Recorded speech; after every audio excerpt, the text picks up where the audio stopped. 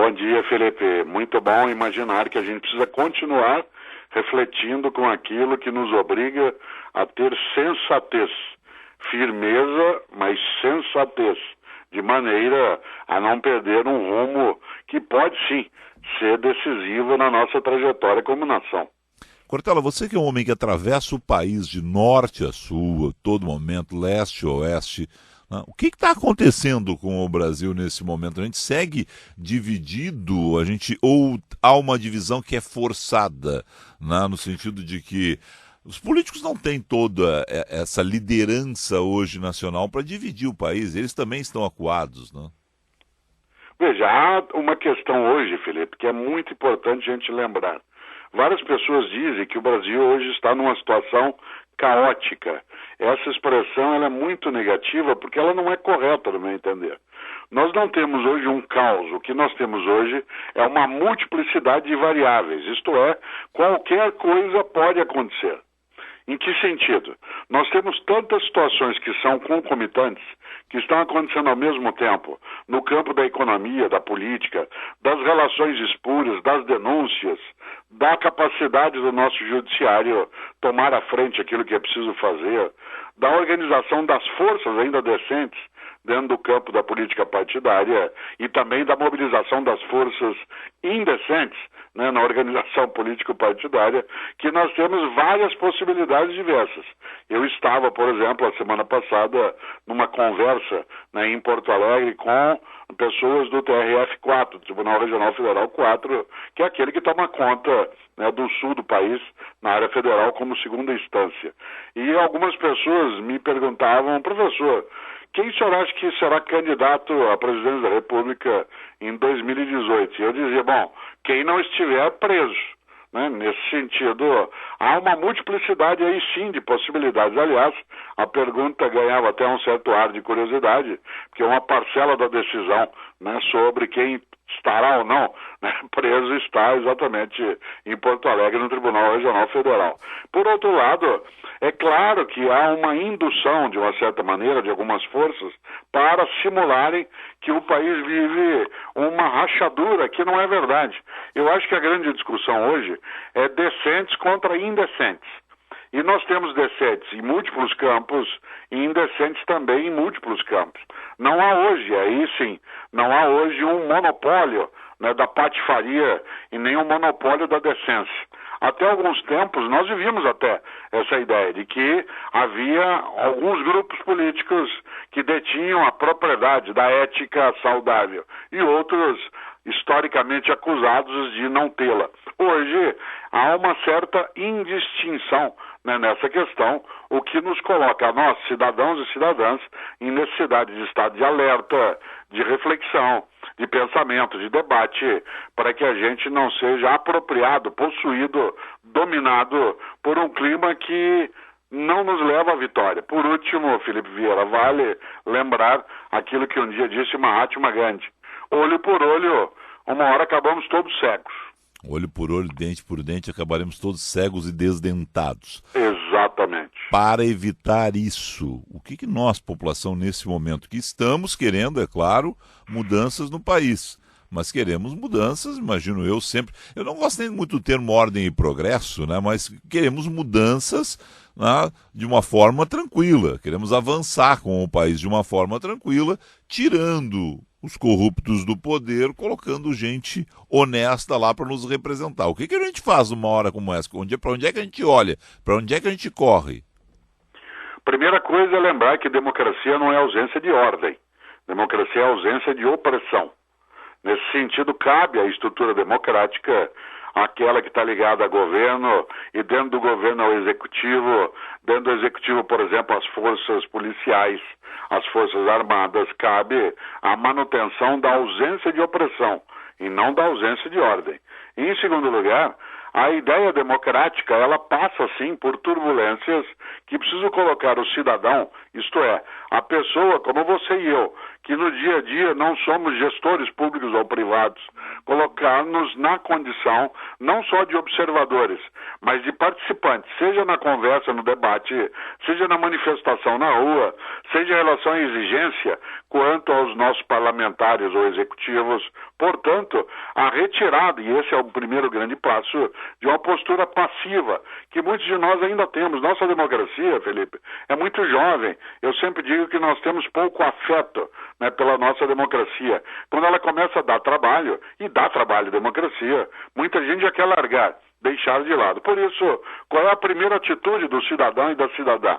Primeiro, informar-se de maneira correta e concreta, buscando múltiplas fontes que impeçam um pensamento que seja exclusivo e até equivocado. Segundo, a partir da informação, juntar-se com outros no seu prédio, no seu bairro, na sua família, para conversar.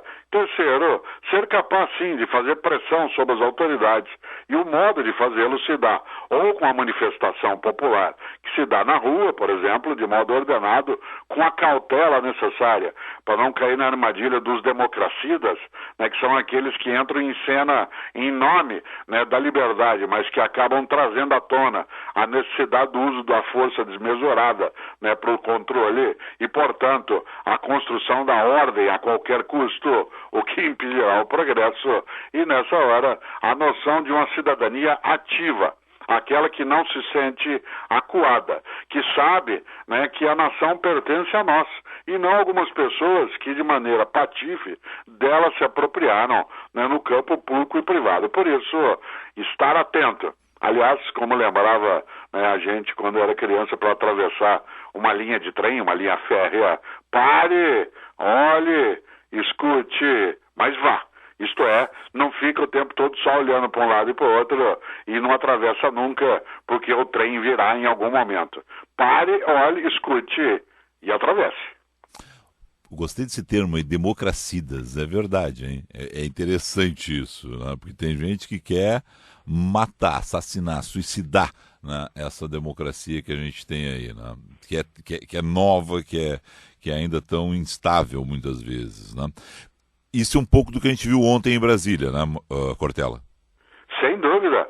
Né? Nós vimos em Brasília, nós vimos, por exemplo, a partir de 2013, quando muita gente saiu às ruas, em nome de várias ideias, mas todos com a perspectiva de fazer com que a gente tenha uma nação com um governo mais eficiente, com a participação mais direta.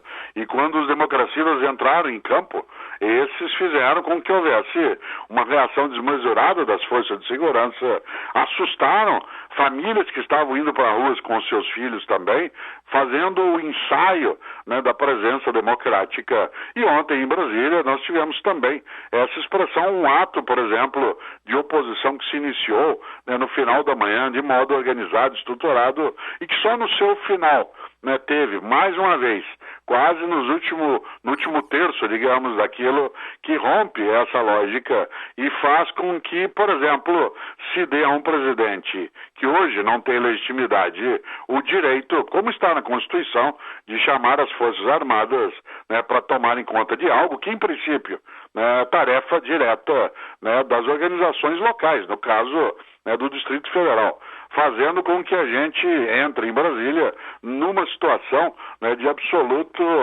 movimento de pânico, né, e olhando disso, quando você vê fumaça saindo de prédio, né, vê a possibilidade de depredação direta, as pessoas recuam em relação ao que tem que fazer. E nessa hora, os democracidas são vencedores, porque eles assustam e fazem com que os que são contra até a democracia, como eles, só que em nome da sua defesa, saiam à rua e venham defender. Meu grande medo, Felipe, é uma frase clássica, né, do grande Getúlio Vargas, né, quando ele deu uma entrevista ao Jornal do Brasil. Isso há muitos anos, você e eu éramos não nascidos, né, porque eu sou exatamente do ano em que Vargas se suicida, em 1954, e você veio depois. Quando ele disse algo assustador, que eu acho que vale até hoje para Michel Temer pensar.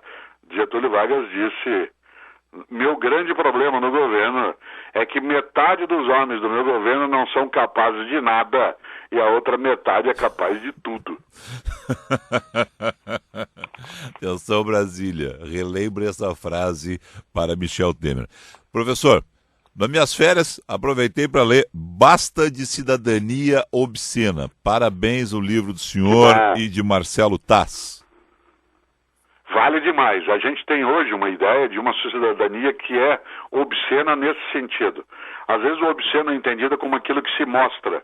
No Brasil, eu acho que a obscenidade da nossa cidadania vem por aquilo que se esconde, por aquilo que estava no subterrâneo, por aquilo que era feito, né, assim, à margem da vida coletiva, dentro da penumbra. E nós estamos vendo isso. Essa obscenidade, todos os dias com denúncia, com aparecimento.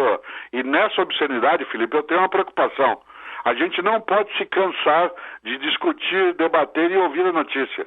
Pode ser que daqui a pouco o brasileiro ou a brasileira disse assim, não quero mais saber disso, toda hora é denúncia, toda hora é reflexão, toda hora é isso, não quero mais saber. Cuidado com essa ideia. Porque a desistência, por conta do cansaço, com o excesso de notícias nessa hora, ela nos leva a admitir uma segunda derrota para os canalhas. A primeira vitória dos canalhas foi nos enganar, né, durante décadas. A segunda vitória deles será se nós nos cansarmos de debater esse tema. Por isso que eu gosto quando você, por exemplo, traz uma conversa como essa que nós estamos tendo agora, né, à tona, porque a gente não pode cansar. Perfeito. A gente sabe que é difícil, é trabalhoso, mas não pode. É mais obsceno ainda se a gente abandonar a perspectiva crítica e ativa. Para fechar, já vou ter que comprar outro livro. Está lançando o quê? Agora eu estou lançando um livro chamado Família, Urgências e Turbulências, que é uma preocupação que eu tenho mais antiga. Normalmente essa não é minha área, mas a formação de uma nova sociedade a partir de crianças e jovens que estão sendo formados com algo perigoso, que é a ausência de disciplina, com a ausência de organização e com a ausência da ideia de esforço. Parte dos jovens hoje é formado em famílias que admitem que eles confundam, as crianças e jovens, confundam desejos com direitos. E desejos não são direitos. Exige esforço, organização, disciplina. E como eu digo sempre, Felipe, disciplina é a organização da liberdade. Uma pessoa não é livre quando ela é indisciplinada, ao contrário. É quando ela organiza a liberdade e a disciplina é isso. Aí ela conseguirá, sim, exercer aquilo que tem direito. Já está nas boas casas do ramo? Já está, sim, é o livro da editora Cortez, Família, Urgências e Turbulências. Bom, vou sair da rádio hoje às 11 da manhã, vou passar nas boas casas do ramo aqui em Porto Alegre para adquirir. Com alegria. Cortella, só tenho um último recado para ti, vou ter que dar ele ao vivo aqui, tá bem? É o seguinte, há um crime nesse país que é punido com cadeia, que é fiel depositário. Eu vou beber aquele vinho, tá bom? Sim, isso é verdade. Você não faça isso. Não, mas... Isso é um tipo de crime que a gente não deve exercer de jeito nenhum. Eu sei que você está fazendo uma confissão de culpa, mas eu vou fazer com que isso se transforme em trabalhos comunitários. Mas... Você vai ter que fazer, isso é um trabalho comunitário, aquele ótimo carneiro que você é capaz de fazer. Tá bem, não, eu quero dizer para ti o seguinte, ó, ser fiel depositário de uma garrafa de vinho tua, olha, rapaz, dá vontade, já deu algumas vezes vontade de beber lendo os teus livros, mas eu vou esperar por ti. Não faça isso, leia os livros e não beba o vinho, espere o autor. Tá bem. Espere o autor. Tá bom. Querido, obrigado mais uma vez aí, um excelente dia de trabalho. Obrigado, igual.